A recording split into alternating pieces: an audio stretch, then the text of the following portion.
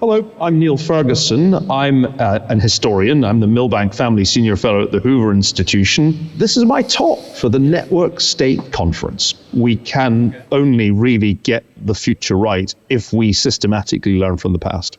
I wrote a book called The Square and the Tower, which is my equivalent of your network state, an attempt to think about how changes in information technology have transformed the historical process. We ended up having our own version of the panopticon, a surveillance state and a censorship state, with the network platforms enforcing for the federal bureaucracy. And I think we've avoided going further down that road, largely because Elon bought Twitter.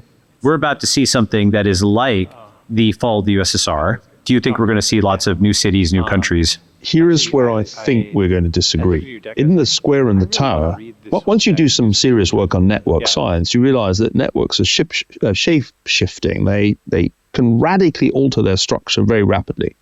So the World Wide Web was originally highly decentralized, really distributed networks. But within a matter of just a couple of decades, it gets completely centralized on a handful of platforms that successfully monetize the traffic. Right now, and this is very obvious with the advent of AI, it's extremely hard to stay away from the Death Stars. You think that the network state is a kind of new institutional frontier. And I think that in the final analysis, when it comes to war, the state dominates the network. Unless you're imagining a world without war, I think the network state is an oxymoron. So if one then asks the question, what comes next? I don't think it's your network state, and I don't think it's Web3. The Axis powers are planning to take over the world and end Western, i.e. American primacy. And the only possible response to that is for the United States and its allies to fight back. And as they fight back, they will have to replicate most of the centralizing impulses of the 19th and 20th century, because you can't wage war with Bitcoin.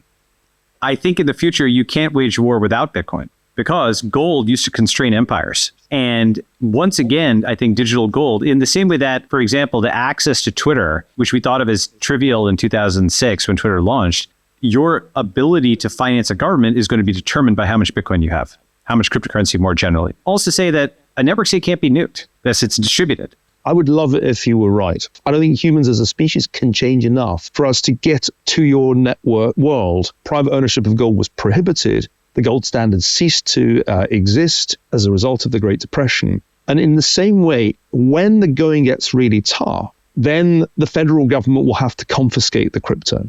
So I know they're going to try, but I think this time the state will lose. The future I see is a quite dark one, in which Cold War II is like Cold War I with one important difference. We lose.